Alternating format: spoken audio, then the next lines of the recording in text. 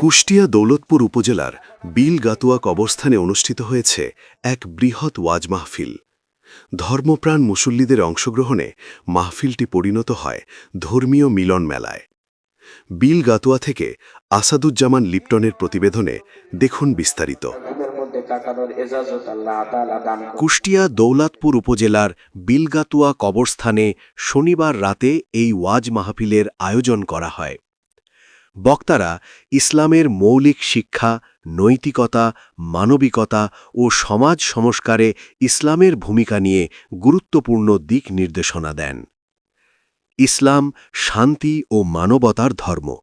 সমাজে শান্তি প্রতিষ্ঠায় আমাদের সবাইকে নৈতিকতার চর্চা করতে হবে। ওয়াজ মাহফিলে দূর দূরান্ত থেকে আগত ধর্মপ্রাণ মুসল্লিরা অংশগ্রহণ করেন। শান্তিপূর্ণ পরিবেশে মাহফিলটি শেষ হয় দোয়া ও মোনাজাতের মধ্য দিয়ে। আয়োজকদের আশা, এ ধরনের ধর্মীয় আয়োজন সমাজে সৌহার্দ্য ও নৈতিকতা প্রতিষ্ঠায় গুরুত্বপূর্ণ ভূমিকা রাখবে।